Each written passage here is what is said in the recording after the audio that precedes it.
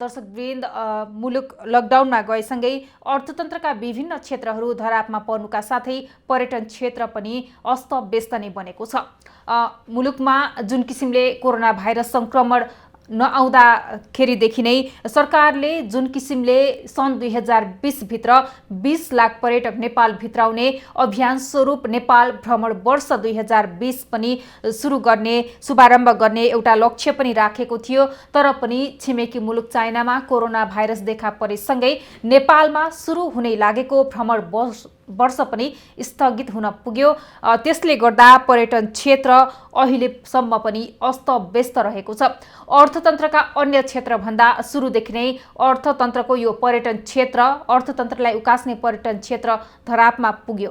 अहिले पनि तत्कालै पर्यटन क्षेत्र सुचारू हुने अवस्था पनि रहेको छैन। यसबारे अहिलेसम्म अर्थतन्त्रको क्षेत्र के कस्तो अवस्थामा रहेको छ, सरकारले अहिले जुन लकडाउनले गर्दा, कोरोना भाइरसले गर्दा जुन किसिमले क्षति बेहोरेका विभिन्न क्षेत्रहरू रहेका छन् त्यसलाई राहत दिने पनि घोषणा गरेको छ। यसबारे पर्यटन क्षेत्रमा के कस्ता किसिमका राहतका प्याकेजहरू आवश्यक पर्दछ, सरकारले घोषणा गरेका राहतका कार्यक्रम अहिले सम्बन्धित पर्यटन क्षेत्र सञ्चालन गरेर बसेका जुन व्यक्तिहरू छन् तिनीहरूको पहुँचसम्म पुगेको छ कि छैन, यही विषयलाई हामीले लिएर आएका छौँ। साथसाथै दर्शकवृन्द, आज हामीले आगामी मौद्रिक नीतिबारे पनि कुरा राख्नेछौँ। अर्थविदसँग गरिएको कुराकानी पनि रहेको छ। यसैगरी दर्शकवृन्द, मुलुकमा जुन किसिमले कोरोना भाइरसले गर्दा यो सबै क्षेत्रहरू ठप्प रहँदा मुलुकको अर्थतन्त्रलाई समेत गम्भीर असर परेको अवस्था छ। यसैगरी दर्शकवृन्द, हामीले आज पर्यटन क्षेत्रको विषय पनि लिएर आएका छौँ। यो पर्यटन क्षेत्र मुलुकको अर्थतन्त्रमाथि उकास्नको लागि निकै नै महत्त्वपूर्ण पनि मानिन्छ। हामीसँग यति बेला प्रत्यक्ष सम्पर्कमा हुनुहुन्छ कञ्चनपुरका होटल तथा पर्यटन व्यवसायी जगदीश चन्द्र भट्ट। भट्टज्यू, स्वागत छ यहाँलाई। हजुर, जुन किसिमले यो पर्यटन क्षेत्रलाई पनि असर पुगेको छ, सुरु हुनै लागेको भ्रमण वर्ष पनि स्थगित भयो, यसको लागि चाहिँ यहाँको क्षेत्रमा के कति तयारी भएको अवस्था थियो त? वर्ष 2020 का लागि हामी नेपालीहरू यति उत्साहित थियौं कि वर्ष 2019 लाई एक प्रकारको तयारी वर्षको रूपमा हामीहरूले लिएर विभिन्न खालका नयाँ इन्भेस्टमेन्टहरू यो क्षेत्रमा नेपालभरि नै भएका छन्। र हाम्रो जिल्लाको जहाँसम्म कुरा गर्नुहुन्छ, हामी चाहिँ एउटा बोर्डर टाउन भएको भारतका विभिन्न शहरहरूबाट एकदमै नजिक हामी यो कञ्चनपुर जिल्लाको यो भीमदत्त नगरपालिका रहेको अवस्थामा हामी चाहिँ भारतीय लगायतका तेस्रो देशबाट, तेस्रो मुलुकबाट आउने पर्यटकहरूलाई भित्र्याउनका लागि ठुलो तामझामका साथ तयारी गरेका थियौँ र यो क्षेत्रमा ठुलो लगानी र व्यक्तिगत तयारी पनि हामीले गरेका थियौँ। जसरी राज्यले तयारी गरिरहेको थियो त्यति नै उत्साहका साथ हामी व्यवसायीहरू पनि वर्ष 2020 को स्वागतको लागि परेका थियौँ। यो मुलुकभरि नै पर्यटन वर्षको तयारीको लागि निकै नै उत्साह पनि रहेको थियो। कञ्चनपुरको कुरा गर्नुपर्दा पर्यटन क्षेत्रहरूको अवस्था के रहेको छ अहिले? जुन किसिमले बाहिरबाट आउने पर्यटकहरू घुम्ने स्थलहरू लगायत होटल व्यवसाय सञ्चालनको क्रममा रहेका तिनीहरू चाहिँ कति मात्रामा रहेका छन्, के कस्तो अवस्था छ त? अब यो कोरोना भाइरस पछिको जुन संसारको विषयमा हामीले कुरा गर्दाखेरि विश्वभरि नै अब एक देशले आफ्ना सीमाहरू बन्द गरेको अवस्था छ। एकले अर्कासित कुनै प्रकारको यातायात, कुनै प्रकारको हवाई सञ्चालन अहिले हुन नसकेको अवस्थामा र देशभरि पनि लकडाउनले गर्दा एक ठाउँबाट अर्को ठाउँमा जसरी यात्रुहरू, पर्यटकहरू जान नसकेको अवस्थामा यहाँ रहेका सम्पूर्ण पर्यटकीय स्थलहरू पनि सुनसान रहेका छन्। जसरी हामीले वर्ष 2020 मा चाहिँ यी कञ्चनपुर जिल्लामा रहेका यी पर्यटकीय गन्तव्यहरूलाई एउटा आगामी दिनहरूमा पनि ठुलो प्रचार प्रसारको वर्षको रूपमा लगेर धेरै ठुलो सम्भावना हामीले देखेका थियौँ। अहिले हाम्रो मनोबल एकदमै न्यून भएको म यहाँलाई जानकारी गराउन चाहन्छु र अनिश्चितताको अवस्था छ। हामी भन्न सक्दैनौँ कि हाम्रा गतिविधिहरू, हाम्रा पर्यटकीय गतिविधिहरू कहिले सुचारू होलान् अथवा हामीले जुन नुक्सानी अहिले बेहोरेका छौँ त्यो नुक्सानी कहिले रिकभर हुन्छ र हाम्रा यी गतिविधिहरू कहिले फेरि सामान्य अवस्थामा फर्किन्छन् भन्ने निश्चयका साथ भन्न नसक्ने अहिले अवस्था रहेको छ। हजुर, अबको दिनमा चाहिँ कसरी व्यवसाय सञ्चालन गर्न सकिएला, के सोच्नु भएको छ यस बारेमा? कोरोना पेन्डेमिक जुन महामारीले विश्वभरि नै अब यो पर्यटन क्षेत्रमा एक खालको अब टेक्नोलोजीसित हामी अलि नजिक भएर काम गर्नुपर्छ र जुन ट्राभलिङको एक खालको स्ट्रक्चर अहिलेसम्मको रहेको थियो त्यसमा जुन खालका परिवर्तनहरू भएका छन् हामीले ती परिवर्तनहरूलाई आत्मसात गरेर आफ्ना व्यवसायहरूमा केही परिवर्तनहरू गरेर चाहिँ व्यवसाय सुचारू गर्नुपर्छ भन्ने मान्यता हामीले लिएका छौँ। मलाई लाग्छ ढिलो चाँडो हामी यो महामारी सकिन्छ र फेरि पनि व्यवसायहरू फेरि पनि सामान्य रूपमा फर्किनेछन्। एउटा भनाइ म हेर्दै थिएँ, वर्ष 2021 को जुलाईमा जतिजना भ्रमण गर्ने त्यो वर्ष 2019 भन्दा कति पनि कम हुनेछ। त्यही भएर हामीले एक खालको गरिराख्नुपर्छ मान्यताले हामी भोलिको भविष्यको तयारीमा जोड्नुपर्छ भन्ने मान्यताका साथ हामी अगाडि बढ्ने एक खालको तयारी गरिरहेका छौँ र म सम्पूर्ण होटल व्यवसायी र यो क्षेत्रमा लागेका कामदार, यो क्षेत्रमा अन्य ट्राभल एजेन्सीहरू, टुरिस्टहरूलाई घुमाउने ट्र्याकिङ एजेन्टदेखि लिएर सम्पूर्ण टुरिज्म सेक्टरमा काम गर्ने व्यवसायीहरूलाई के भन्न चाहन्छु भने यो महामारी पक्कै पनि सकिन्छ र यो सकिनेवाला सकिएपछि चाहिँ हामीले एक खालको नयाँ प्रकारले यी व्यवसायहरू अगाडि बढाउनु पर्ने हुन्छ। हामी अलिकति जस्तै अब भर्चुअल वर्ल्डमा हामी प्रवेश गरेका छौँ। मलाई लाग्छ टेक्नोलोजीलाई आत्मसात गरेर हामीले चाहिँ अगाडि बढ्नुपर्ने छ भन्ने मलाई विश्वास छ र साथै यो पर्यटन व्यवसाय नेपालमा फेरि पनि फस्टाउने छ भन्ने पनि म विश्वास गर्न चाहन्छु। हजुर, यता सरकारले पर्यटन क्षेत्रको लागि जुन किसिमले राहतको कुरा पनि ल्याएको छ यसबारे चाहिँ के भन्नुहुन्छ यहाँले? सरकारको राहतको विषयमा भन्नुपर्दा मलाई लाग्छ नेपालको पर्यटन क्षेत्र, संसारभरिकै पर्यटन क्षेत्र जसरी अहिले यो महामारीबाट सबभन्दा बढी प्रभावित भएको छ र जुन हिसाबले नेपालमा पर्यटन व्यवसाय र पर्यटनको सबै सरकार, सबै स्थानीयदेखि लिएर केन्द्रीय सरकारहरूले जसरी पर्यटनलाई बढावा दिनुपर्छ, पर्यटन नेपालको विकासको चाहिँ मुख्य आधार हो भनेर कुरा गरिराख्दाखेरि र यो पर्यटन क्षेत्रले नेपालमा जीडीपीमा 8% भन्दा बढीको योगदान दिइराखेको अवस्थामा र जसरी हामी प्रभावित भएर अहिले नोक्सानी बेहोरिराखेको अवस्थामा सरकारले हामीलाई एउटा विशेष प्याकेजका साथ यो क्षेत्रलाई सघाउनुपर्छ भन्ने विश्वास म राख्दछु।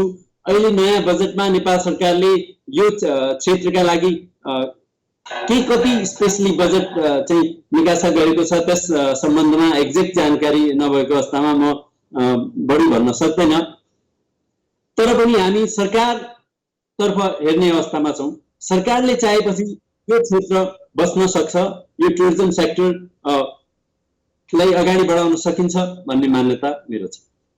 हजुर, यहाँले भने जस्तै यता सरकारले चाहिँ के कस्ता योजनाहरू पर्यटन क्षेत्रको लागि बनाउनु पर्ने देख्नुहुन्छ यहाँले? अहिले यो पेन्डेमिकको तुरन्तै पछि मलाई लाग्छ सरकारले नेपाल टुरिज्म बोर्ड लगायत अन्य निकायहरूले मिलेर डोमेस्टिक टुरिज्मलाई बढावा दिने खालका केही प्रोग्रामहरू ल्याउनु पर्दछ र माउन्टेनियरिङ र ट्रेकिङ क्षेत्रमा एक खालको तयारी हामीले कसरी गर्नु पर्दछ भने जसरी लाखौं मान्छेहरू अहिले यो सेक्टरमा काम गर्ने मान्छेहरू बेरोजगार भएका छन्, जस्तै माउन्टेन हिमालय जुन पदयात्रा हुन्थ्यो त्यसमा काम गर्ने जुन अहिले बेरोजगार व्यक्तिहरू छन् उहाँहरूलाई रोजगारीको के व्यवस्था सरकारले गर्नुपर्छ। त्यो कसरी हुन सक्दछ भने जस्तै हिमालयमा जुन फोहोरहरू त्यहाँ भएको छ त्यसलाई अहिले सफाई गरौँ, त्यसलाई सफाई गर्दाखेरि कस्तो हुन्छ उहाँले रोजगार पनि पाउनुहुन्छ अनि भोलिको दिनको लागि हाम्रो पर्यटनको एक खालको तयारी पनि रहन्छ। त्यस्तै अरू सेक्टरहरूमा पनि सरकारले विशेष ध्यान दिनुपर्छ। जस्तै होटलहरूको जुन अहिले समस्या छ, होटलहरूमा हामीलाई चिन्ता छ हामी कसरी लोन बापतको ब्याज सरकारलाई तिर्ने हो, हामीलाई चिन्ता छ हामीले कसरी घरको रेन्ट तिर्नुपर्ने हो, हामीलाई चिन्ता छ हामीले यो व्यवसायलाई कसरी बचाइराख्ने हो। यी सबै समस्याहरूको समाधानको लागि सरकारले विशेष पहल गर्नुपर्दछ भन्ने मलाई लाग्छ। हजुर, आगामी आर्थिक वर्षको बजेटमा चाहिँ पर्यटन क्षेत्रको लागि जुन किसिमले सम्बोधन भएको छ यसबारे के भन्नुहुन्छ यहाँले? मलाई लाग्छ जुन हिसाबले अहिले सरकारले आगामी पर्यटन वर्षको लागि सम्बोधन गरेको छ त्यो पर्याप्त हुँदैन। यसलाई अझ अधिक मात्रामा बढी फोकसका साथ सरकारले हेरिदिनुपर्छ र हाम्रा समस्याहरूलाई नजिकबाट निहालेर केही न केही योजनाहरू ल्याउनु पर्दछ भन्ने हाम्रो माग छ। हजुर, स्थानीय सरकारबाट अहिले जुन किसिमले पर्यटन क्षेत्र लगायत अन्य क्षेत्र पनि रहेका छन् जुन यो कोभिड-19 को चपेटामा परेका छन्, हामीले विशेष गरी पर्यटन क्षेत्रलाई भन्नुपर्दा स्थानीय सरकारबाट चाहिँ के भइराखेको छ कञ्चनपुरमा? कञ्चनपुरमा अहिलेको अवस्थामा भन्नुपर्दा स्थानीय सरकारको तर्फबाट वर्ष 2020 को तयारी स्वरूप चाहिँ विभिन्न खालका तयारीहरू हामीले देखेका थियौँ र ती भएका थिए। तर अहिले कोरोना भाइरसको अवस्थामा कञ्चनपुर जिल्ला जसरी हामी बोर्डरसँग पनि जोडिएको जिल्ला भएको हुनाले भारतबाट नेपाल फर्केका प्रवासीहरूलाई भित्र्याउने र तिनीहरूको व्यवस्थापनमा मात्रै अहिले चाहिँ स्थानीय सरकार र स्थानीय निकायहरू एकदम व्यस्त भएको अवस्थामा पर्यटन सम्बन्धी प्लानिङको लागि त्यस्तो कुनै पनि गतिविधिहरू देखिँदैन। तर मलाई विश्वास छ यो कोरोना भाइरसको संक्रमण र कोरोना भाइरस महामारीको यो प्रलयको अलिकति पछाडि अथवा यही बीचमा पनि आगामी दिनहरूमा स्थानीय सरकारहरूले चाहिँ पर्यटन व्यवसायहरूलाई बचाउने र पर्यटनलाई प्रवर्धन गर्ने खालका केही न केही यस्ता योजनाहरू लिएर आउनुहुनेछ भन्ने मलाई विश्वास छ। हजुर, अहिले जुन किसिमले कोभिड-19 ले विश्वव्यापी रूपमा नै असर पुर्याइरहेको अवस्था छ, यस्तोमा बाहिरी पर्यटक आउने सम्भावना छैन। स्थानीय जुन यो आन्तरिक पर्यटकबाट चाहिँ कतिको लाभ लिन सकिएला, यसबाट पर्यटन क्षेत्रमा पुग्ने फाइदा कतिको देख्नु भएको छ त? अब यो कोरोना पेन्डेमिकको पछाडिको अवस्थामा विश्वभरि नै यात्रा गर्ने जुन प्रचलन छ, जुन यो स्ट्रक्चर छ, त्यसमा पक्कै पनि परिवर्तन हुन्छ। अहिले जुन हेल्थ प्रोटोकलहरू प्रत्येक देशहरूले यो कोभिड-19 को कारणले बनाइरहेका छन्, आगामी दिनहरूमा ती प्रोटोकलहरू पर्मानेन्ट हिसाबले अगाडि बढेको अवस्था म देख्दछु।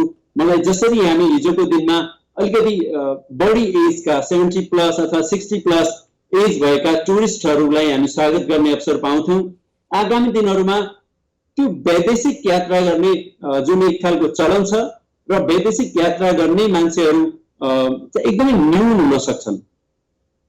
त्यो अवस्थामा हामीले चाहिँ आन्तरिक पर्यटनलाई बढावा दिनुपर्छ भन्ने खालको एक खालको हाम्रो माग छ भने अर्को मलाई लाग्छ इन्टरनेसनल ट्राभलरहरूलाई पनि हामी आकर्षण गर्न सक्छौँ। एउटा मिलेनियम ट्राभलर्सहरू हुन्छन्, त्यो भनेका युवा ट्राभलरहरू।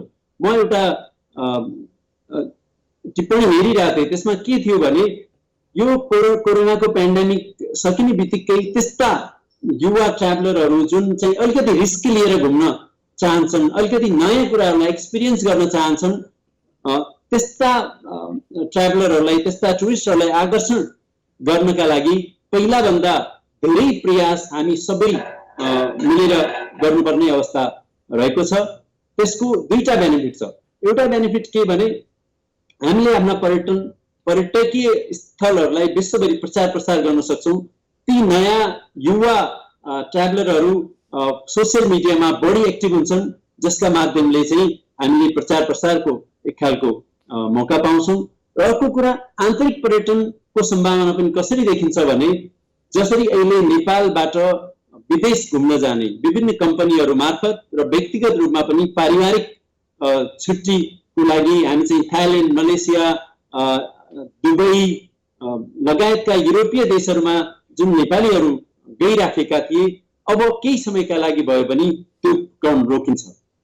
ती पर्यटकहरूलाई, ती आन्तरिक पर्यटकहरूलाई हामीले नेपालकै विभिन्न स्थलहरूमा घुमाउन सकेपछि यो क्षेत्रलाई ठुलो टेवा मिल्नेछ भन्ने विश्वास मैले लिएको छु।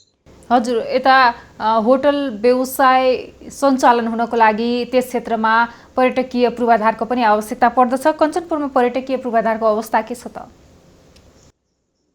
पर्यटकीय पूर्वाधार भन्ने बित्तिकै मलाई लाग्छ सडक सञ्जाल, हवाई यात्रा एउटा महत्त्वपूर्ण कुरा हुन्छ। र अबको दिनमा एउटा नयाँ कुरा थपिएको छ। त्यो के भने जसरी हामी एउटा सुरक्षित गन्तव्यमा जानको लागि सडक र एसेसिबिलिटी मात्र पहिला हेर्ने गर्थ्यौँ। अब चाहिँ त्यहाँ इफेक्टिभ हेल्थ सर्भिस छ कि छैन भन्ने कुरा अबको दिनमा महत्त्वपूर्ण हुन्छ। म सरकारलाई निवेदन गर्न चाहन्छु, अब नेपालमा सबभन्दा महत्त्वपूर्ण रूपमा यदि हामीले विदेशी अथवा आन्तरिक पर्यटकहरूलाई भित्र्याउने प्रयास गर्ने हो भने हामीले चाहिँ उहाँहरूलाई सेफ्टी, एक दोस्रो हेल्थ इन्स्योरेन्स, उहाँहरू यहाँ आइसकेपछि उहाँहरूलाई हेल्थ सम्बन्धी कुनै समस्या हुँदैन। यो ठाउँ चाहिँ सरकार एकदम जिम्मेवार छ, उहाँले हेल्थ सम्बन्धी पाउने सम्पूर्ण सुविधाहरू यहाँ उपलब्ध छन् भन्ने खालको एक खालको जिम्मेवारी अबको दिनमा हामीले लिनुपर्ने हुन्छ। यो कञ्चनपुर जिल्ला एउटा बोर्डर टाउनको रूपमा रहेको हुँदा हामी चाहिँ भारतका विभिन्न सहरहरूबाट एकदम नजिक छौँ र बोर्डरसम्म चाहिँ यातायातका विभिन्न साधनहरू त्यहाँ रहेको अवस्था छ र हामी नेपालकै विभिन्न पर्यटक स्थलहरूबाट सजिलै जोडिएका छौँ। काठमाडौँ, पोखरा, हाम्रै बर्दिया र चितवन, त्यही भएर पूर्वाधारहरूको त्यस्तो कमी देखिँदैन। तर आगामी दिनहरूमा हामीले अझ बढी पूर्वाधारहरू निर्माण गर्नुपर्ने अवस्था छ। त्यसका लागि कञ्चनपुरवासीको कञ्चनपुरमै एयरपोर्ट हुनुपर्छ, हवाई सेवा हामीले पाउनुपर्छ भन्ने खालका हाम्रा मागहरू पनि छँदैछन्। हजुर, अन्त्यमा यहाँले सरकारसँग के अपेक्षा गर्नुभएको छ त? अन्तमा भन्नुपर्दा हामी होटलहरूले आगामी दिनहरूमा कसरी सेवा सञ्चालन गर्ने तयारी गरेका छौँ भन्ने कुरा पनि यहाँहरूलाई राख्न चाहन्छु। अब हामीले के नयाँ टेक्नोलोजीहरूलाई बाँधेर, के प्रोटोकलहरूलाई मानेर चाहिँ आफ्ना व्यवसायहरू सञ्चालन गर्ने इच्छा जाहेर गरेका छौँ। त्यो भनेको कन्ट्याक्टलेस, हामी चाहिँ ग्राहकसँग व्यक्तिगत सम्पर्क, व्यक्तिगत कन्ट्याक्ट नगरेरै उहाँहरूलाई सेवा दिन सक्ने खालका टेक्नोलोजीहरू हामीले प्रयोग गर्नुपर्छ। हामी चाहिँ सेनिटाइजेसन लगायतका कुराहरूको विशेष व्यवस्था गर्नुपर्ने हुन्छ। हामीले चाहिँ होटलमा प्रवेश बिन्दुहरूमा टेम्परेचर चेक गर्ने लगायतका, जसले गर्दाखेरि हामी हाम्रा स्टाफहरूलाई पनि सुरक्षित राख्न सकौँ र हामी कहाँ आउने गेस्ट पनि एक खालको विश्वासका साथ हामीसँग आउने वातावरण होस्। र यसका लागि सरकारले चाहिँ एक खालको प्रोटोकलहरू बनाइदिनुपर्छ र त्यसलाई अनुगमन पनि गर्नुपर्छ भन्ने हाम्रो धारणा छ। सरकारसँग हाम्रो माग फेरि पनि त्यही छ, सबभन्दा पीडित व्यवसायहरूमा चाहिँ होटल व्यवसायी र पर्यटन व्यवसायी रहेका छन्। उहाँहरूलाई या हामीलाई हेर्ने दृष्टिकोण सरकारको तर्फबाट अलि विशेष प्याकेजको रूपमा आउन एकदम आवश्यक छ।